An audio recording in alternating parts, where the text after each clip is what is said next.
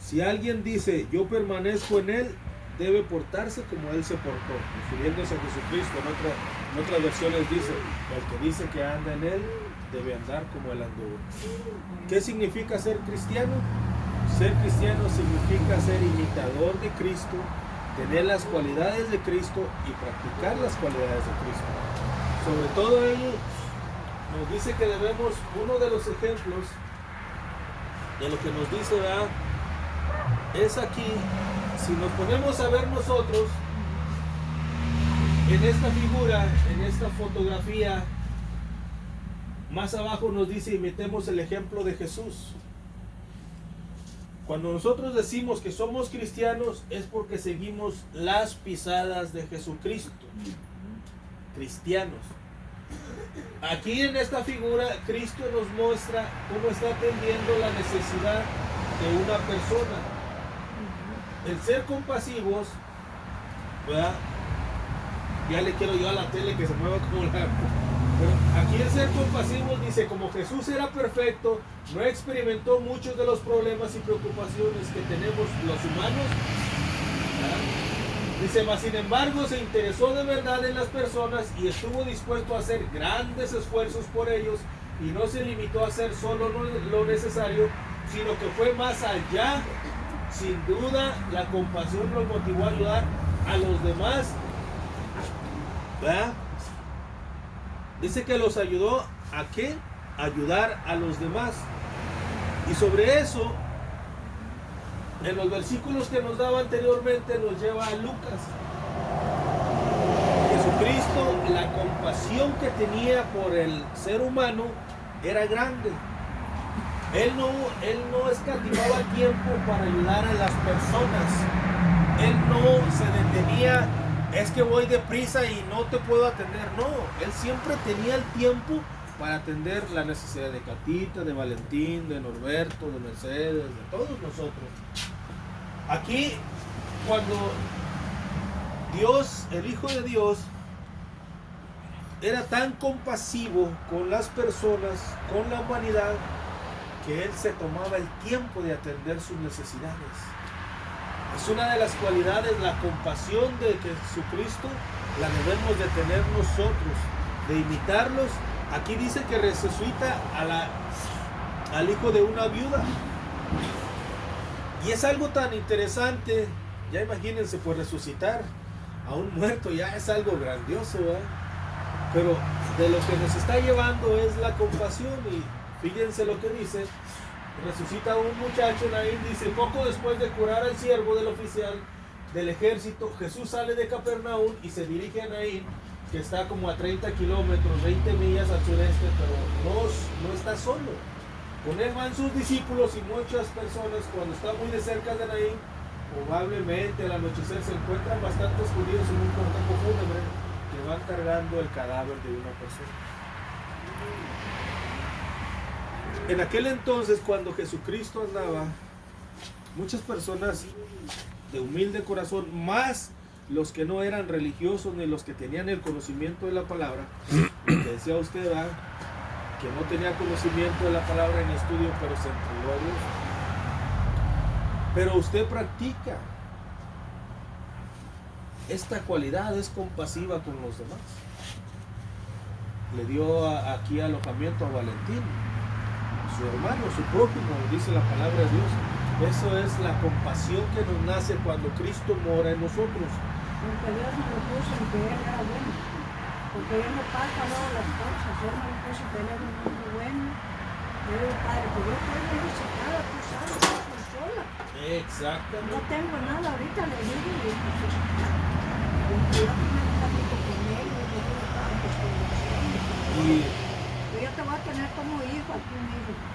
Ven conmigo por aquí, al vivir. Él es muy bueno. No, y fíjense una de las cosas, por eso el hecho de que vayamos a una denominación, a una iglesia, no quiere decir que practiquemos, que seamos imitadores de Cristo. Podemos ir, pero habemos muchos en las iglesias que el egoísmo nos gana. Habemos muchos que decimos amar a Dios y al prójimo no. Por eso el ser cristiano va más allá de lo que se ha practicado, podríamos decir, en la actualidad, desgraciadamente. El ser cristiano significa amar a Dios sobre todas las cosas y al prójimo como nosotros mismos. Ahora aquí nos dice, ¿verdad?, que en este trayecto que iban a enterrar al niño, dice que la madre del muchacho está totalmente desconsolada. Pues imagínense, perdió a su hijo. Es como si nosotros nos quitaran un niño, un hijo. Pues óigame la tristeza, ¿verdad?, que perderíamos, que tendríamos en nuestros corazones. Y dice, y desgraciadamente era su único hijo, el único que ella tenía, ahora fallece. Pero dice que cuando su esposo, al menos que cuando murió su esposo, al menos le quedó el consuelo de tener a su hijo con ella, así que debía de estar muy unida a él. Pero ahora que ha muerto, han desaparecido todas sus ilusiones y la garantía de tener a alguien que la cuide en un futuro, cuando ya esté más grande de edad, desaparecen. Una tristeza más grande, ¿verdad? Pero ¿quién le hará compañía? ¿No? ¿Quién? Si su hijo murió. Yo me imagino al ver a Jesucristo, la tristeza de esta madre, la tristeza de esta le conmovió su corazón. O sea, era el Hijo de Dios, pero no porque era el Hijo de Dios tenía el poder de hacer estas cosas, estos milagros, sino el motivo que él tenía la potestad era porque era obediente a las leyes del Padre de Dios. Por eso, la compasión lo movía a dar más el amor, a manifestar el amor a todas aquellas personas. Y eso es algo maravilloso, ¿verdad? Es tan bonito, miren, resucitando al muchacho. La compasión que tuvo Jesucristo le regresa la alegría a la madre que había perdido a su hijo. ¿Se acuerdan lo que mi hermano la pregunta que les hizo hace rato? ¿Quién de ustedes daría su vida para salvar a otro? Es difícil, ¿verdad? ¿Quién de nosotros le daríamos un riñón a otra persona para que se salvara y nos quedáramos con uno? Ahí la pensamos, ¿verdad? Pero dice que él no escatimó nada, dice, porque de tal manera amó Dios al mundo, a todos nosotros, dice que dio a su único hijo para que todo aquel que en él creamos no nos perdamos, nos tengamos vida eterna. Es algo tan maravilloso aquí como la compasión de Dios, del Hijo de Dios, hace una gran diferencia. A una madre que está con una tristeza de la pérdida de su único hijo, ¿verdad? Y es algo que nosotros debemos de pensar en eso. Ahora, ¿cómo debemos de ser nosotros? Tenemos de humilde. Piedad, humildad, ¿compa qué? compasión. Compasión por los demás. Ahorita viene el otro, ser accesibles. Personas de todas las edades, jóvenes y mayores, se sentían con la libertad de acercarse a Jesús porque Él no era distante ni tenía aires de superioridad. Al ver el interés personal que les mostraban, todos se sentían como cómodos con Él. Hay algo bien interesante aquí. El Hijo de Dios no se sentía superior a nadie. Nosotros, como les decía hace rato, ¿verdad? Dios nos ha dado el conocimiento de la palabra. Dios nos ha dado el entendimiento de la palabra. Pero eso no me hace superior ¿a quién? A uno de ustedes. Para nada. Si Dios me dio la potestad, ese privilegio de saber la palabra, es para compartirla con ustedes y gozarnos todos juntos, ¿verdad? La superioridad en un cristiano no existe, porque dice la palabra de Dios que el que quiera ser el mayor debe de ser el menor que otro. Hay algo aquí, debemos de ser accesibles con todas las personas, lo que le decía hace rato a don Valentín y al hermano Marcos. ¿De qué me sirve predicarles del amor de Cristo si un día necesita, hermano, mire, me puse enfermo, me puede llevar al doctor? Ah, no, pues háblele al taxi o al Uber. No, Cuando pudiendo yo suplir esa necesidad y no se la hago, entonces ¿dónde está el amor de Cristo? ¿Dónde está la accesibilidad que Dios quiere que tengamos con las demás personas? A veces damos un amor con límites. Cuando tenga tiempo te llevo. Cuando esto. Es que mira esto, es que lo otro. O sea, siempre hay un pretexto y Dios no quiere eso de nosotros. Hay algo bien interesante, miren, que Dios nos pone el amor a los niños.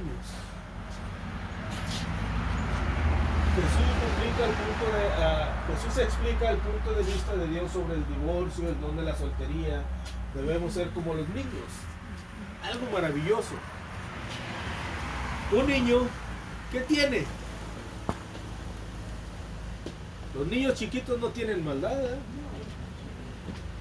Dice que debemos de ser. Jesús y sus discípulos salen de Galilea cruzando el río Jordán y van hacia el sur a través de Perea. La última vez que se estuvo en Perea, le explicó a los fariseos cuál es el punto de vista de Dios sobre el divorcio. Pero ahora ellos vuelven a plantear este tema para poner a prueba a Jesús. Mas Moisés escribió que un hombre podía divorciarse de su esposa si descubría algo vergonzoso sobre ella. Aquí nosotros estamos viendo que dice lecciones sobre el divorcio y el amor a los niños. Dios está hablando algo bien interesante. Cuando ya somos accesibles, nosotros tenemos que demostrar un amor puro. Por eso les decía que los corazones de los niños, eso ahorita se pelean y al rato andan igual juntos, ¿verdad? Y un adulto no, se pelean y hasta duran años sin hablarse. Estaba hablando con un hermano de México, de Monterrey, y me decía que ahí en su taller llegó un hermano de la iglesia donde él va, y dice que estaban platicando y luego hicieron un comentario de hermano, ¿y usted con este hermano qué pasó? No, dice, si en la iglesia le saludo porque pues vamos a la iglesia, pero afuera ya ni le saludo si aunque lo vea. ¿Ven la diferencia? O sea, ¿dónde está el amor de Dios? ¿Dónde? Exactamente, ¿dónde está el amor de Dios? ¿Verdad? Por eso Dios nos insta en lo que era anteriormente, que debemos de tener el corazón de un niño, el corazón humilde, sin lleno de rencor ni nada de eso, ¿verdad? Por eso una de las cosas que Dios quiere es que seamos accesibles a escuchar a todos, a poder. ¿Cómo está, Catita? Que Dios me la bendiga aquí y afuera. Que estemos accesibles a escuchar las necesidades de las personas, que seamos accesibles a poder ayudar a las demás personas, manifestar el amor al prójimo. Hay algo bien interesante también, fíjense lo que viene ahora. ¿Qué es lo que dice acá arriba? Oremos con frecuencia. Oremos con frecuencia. Dicen que la oración del justo puede mucho. Y la oración, allá donde vamos a Orlando, Catita, me hizo la pregunta el hermano a Saúl, que qué era la oración. Le digo, Señor, pues en buen aprieto me pone Saúl, pero le digo, Señor, la oración es una relación entre Dios y uno, individual. Una oración es, hoy me tocó vivir esto, voy delante de Dios, lo pongo en sus manos, que cada día son diferentes, ¿verdad? Pero cuando oramos nosotros frecuentemente, estamos más en contacto con Dios. Cuando habla usted para México, vamos a suponer, habla una vez al día, está en contacto con su familia, ¿verdad? Un Valentín, mi mamá con sus hijos, Catita con sus hijos. Pero entre más les hable, más vas a ver de ellos, más estrecha va a ser su relación.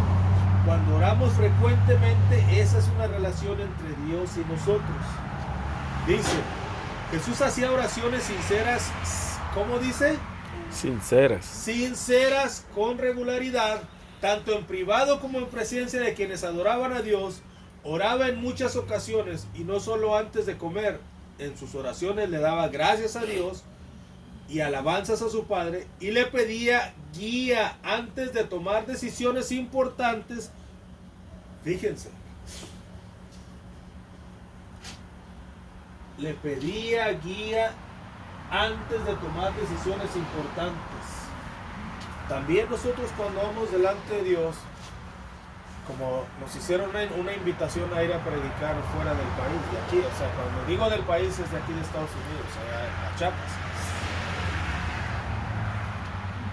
Para nosotros poder guiarnos y saber que es de Dios, el tiempo de Dios, nosotros tenemos que ir delante de Dios para ver si esa decisión de irnos ya a predicar es la que Él quiere.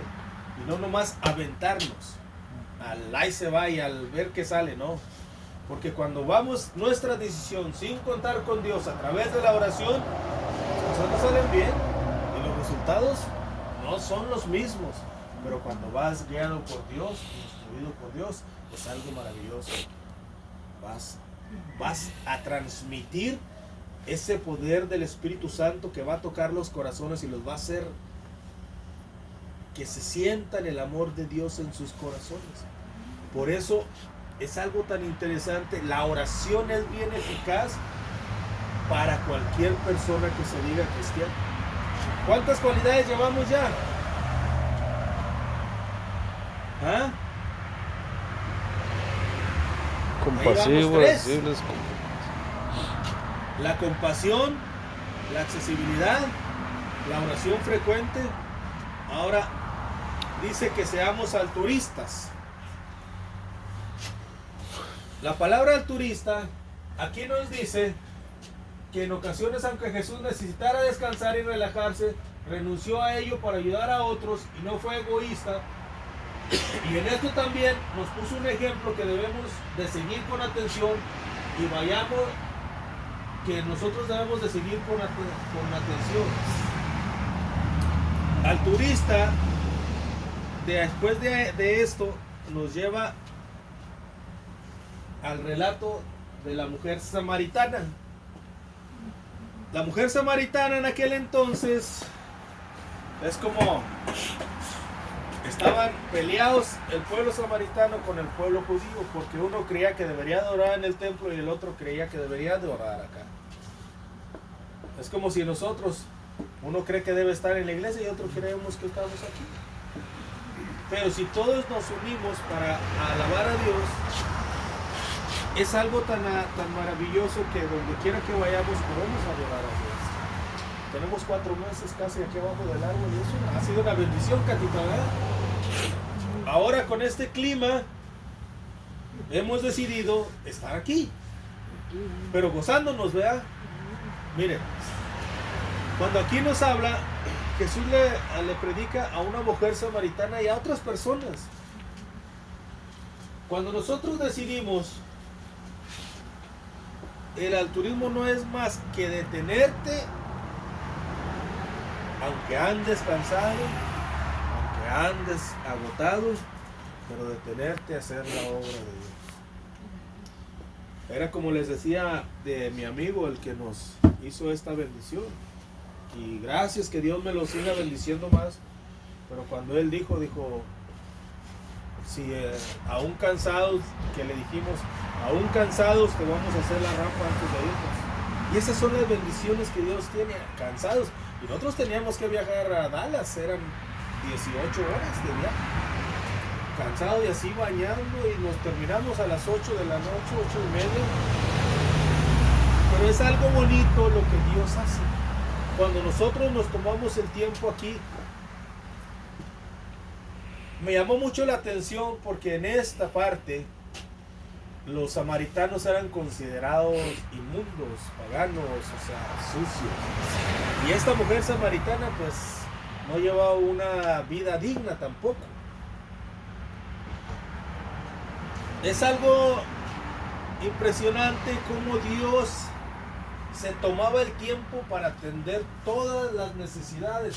Jesús dice, y sus discípulos salen de Judea y dice que se dirigen hacia al norte, a Galilea, para llegar a su destino tiene que atravesar el distrito de Samaria. Aquí dice que cuando los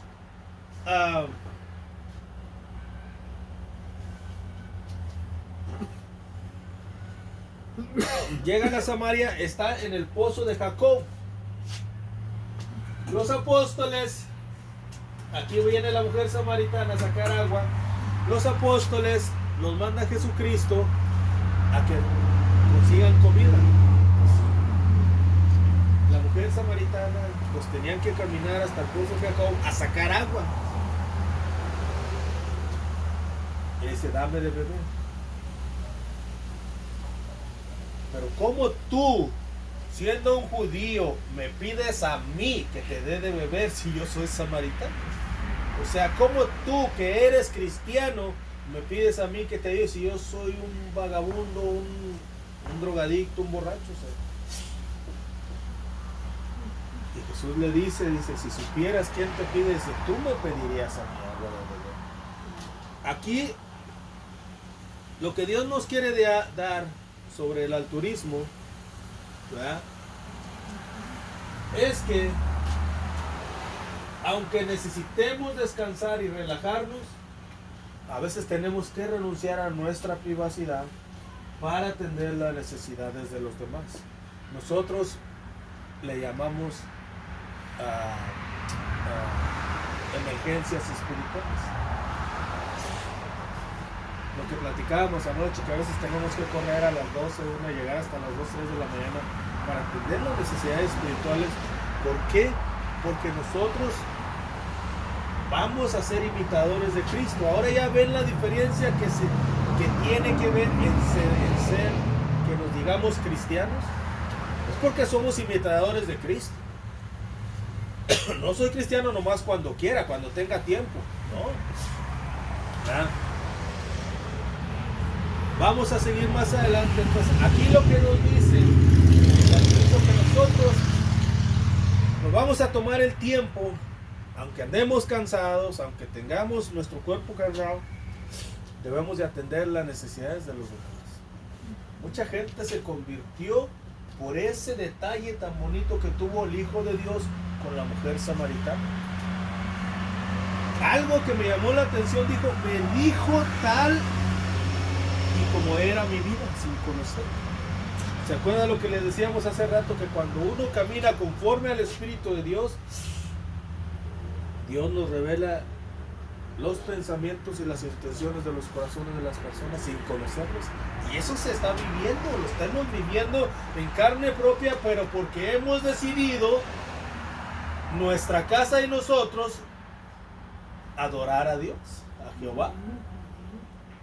Yo y mi casa hemos decidido adorar a Dios y a Jehová. Ahora, y es algo tan bonito como Dios se manifiesta de esa manera. Hemos visto luchas del enemigo y ataques del enemigo fuertes, pero hemos visto el amor de Dios manifestándose en gran manera. Y es algo bien interesante. Ahora, si alguien le dice que es cristiano y no tiene estas cualidades, desgraciadamente andan más perdidos que... ¿ah? No es cristiano. No es cristiano. No está haciendo las reglas que se dicen. Exactamente. Hay algo bien interesante. ¿Cómo dice aquí? ¿Sí las ven esas letras? ¿Perdonemos a quién? Perdonemos a otros. ¿Ah? No, tú me la hiciste y tú me la pagas. Aún dentro de las iglesias hay esto. Jesús no solo enseñó la importancia de estar siempre dispuestos a perdonar, pero también puso el ejemplo de que al tratar con sus discípulos y con otras personas, no solo les enseñaba la importancia de estar siempre dispuestos a perdonar, es otra de las cosas que nosotros debemos de tener, de perdonar. Porque dice, ¿cómo dices que amas a Dios? Está en los cielos y no lo ves. Y a tu prójimo que lo ves, no lo amas. O sea, no puede ser posible. Es algo bien interesante en que sepamos perdonar nosotros. A veces muchos parecemos así, ¿verdad? Y decimos que somos cristianos, ¿verdad? Pero a veces se nos sale el viejo hombre, dijera que él, ¿verdad? Y es un conocedor de la palabra de Dios. Es uno que se dice lo que ahora vendría siendo un cristiano, entre comillas. No más de nombre, pero no de hechos, porque sus hechos, ¿qué están hablando? Que no es nada, ¿eh? Que no es nada, es todo lo contrario, ¿verdad? Y eso es verdad. Cállate, yo no voy ahorita, cállate. Dice la importancia de perdonar, dice. Fíjense lo que dice. ¿Es suficiente perdonar una vez? 70. ¿Cuántas veces dice? 70 veces 7. 70 veces 7 dice la palabra de ustedes. Es bastante, dice. Pedro acababa de oír el consejo de Jesús sobre intentar resolver cara a cara los problemas que pueden surgir entre hermanos. Es como nosotros, si hay un problema, nosotros como siervos de Dios tenemos que ayudar a solucionar el problema. Sea tu hermano, sea tu madre, sea tu padre, si no están bien, tú tienes que estar con la verdad siempre. Aquí no debemos, como siervos de Dios, como verdaderos cristianos, no tomamos lados. Sea tu familia o no sea tu familia, pero tú debes de hacer lo que es justo y recto delante de Dios. Por ejemplo, que mi hermano ofendiera al hermano Valentín, un ejemplo, disculpa que lo tome de ejemplo, y que yo me pusiera a favor de mi hermano, sabiendo que él cometió el error. El hermano Valentín se daría la vuelta y se fuera. Y si esos son los cristianos, entonces mejor me quedo afuera. ¿Es verdad, hermano Valentín? Sí, pero no. Mi deber es, tú cometiste el error, hermano, tú eres mi gemelo, pero tú le debes una disculpa al hermano Valentín. Corregir las cosas. Exactamente. Aquí en el cristianismo, aquí no hay familia, aquí no hay privilegiados, sino que hay lo justo y lo recto delante de Dios. Amén.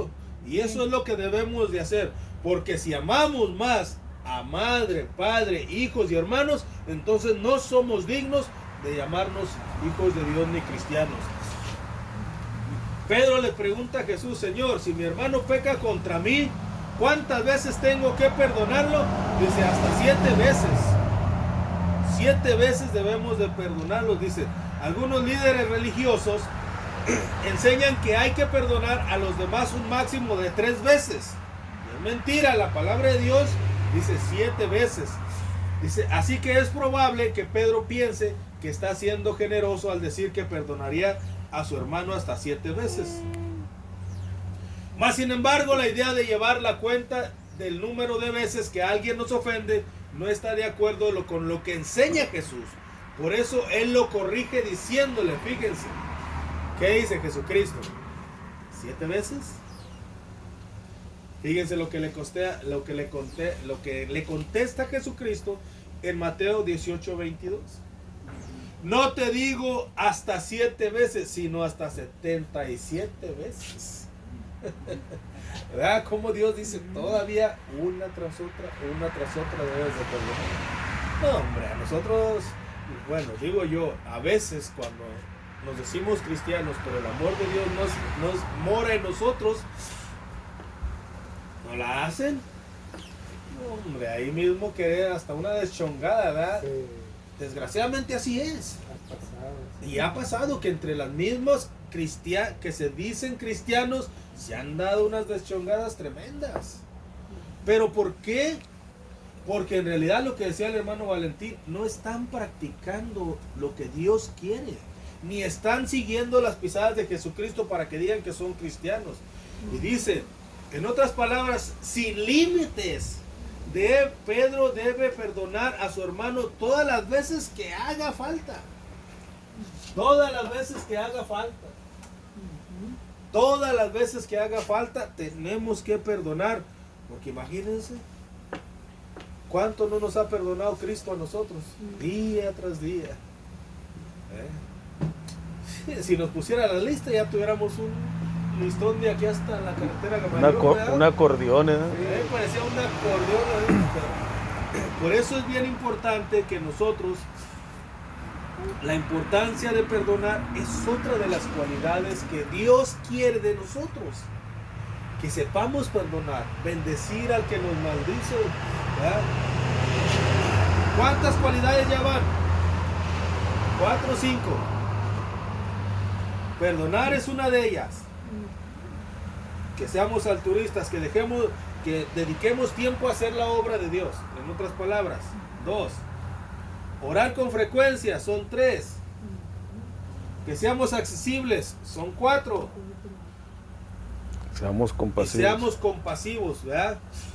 Bueno, ahí viene otra, que sirvamos a Dios con todo nuestro corazón. Esto es lo que muchas personas que se dicen cristianos a veces no lo hacemos, porque, o sea, ¿eres cristiano? Sí. Ay, pero ¿cómo ultrajamos a nuestros hermanos? Quebrantamos uno de los 10 mandamientos, los que se encuentran en Éxodo 20. Hablamos falso testimonio de nuestros hermanos, codiciamos su camioneta, codiciamos su trabajo, su casa, su mujer y todo. Y esto está difícil porque a veces hasta le robamos. Y eso que es mi hermano en Cristo. Sirvamos a Dios con todo nuestro corazón. Dice, las profecías decían que la mayoría de los judíos rechazarían al Mesías, que sus enemigos lo matarían, así que Jesús podría haberse conformado con hacer lo mínimo. Pero Él no hizo lo mínimo, Él hizo lo máximo, para que el pueblo de Dios conociera que Dios lo había enviado y que Él ya había muerto en la cruz, iba a morir en la cruz para salvarnos a todos, aún aunque éramos cabezones, duros de servir. De esa manera nos puso a todos sus seguidores un ejemplo que podemos imitar cuando enfrentemos indiferencia, incluso oposición, y meditemos en lo que nos explican los capítulos más adelante. Cuando enfrentamos la indiferencia, incluso la oposición. ¿Y saben cuál es una de las cosas en lo que Dios nos ha venido instruyendo y dando? Los que más se oponen a la verdadera predicación de la palabra, aunque estén dentro de la iglesia, andan más mal por la oposición que hacen. Una, no andan en el amor de Dios. El amor puro y sincero, como decía, como los niños, ¿verdad? Un corazón limpio. Ahora, aquí dice, Jesús envía a los 70 discípulos, ¿verdad? Jesús elige a 70 discípulos a predicar. Pero hay algo tan interesante que cuando Dios quiere que nosotros sigamos todas estas cualidades de Jesucristo, dice,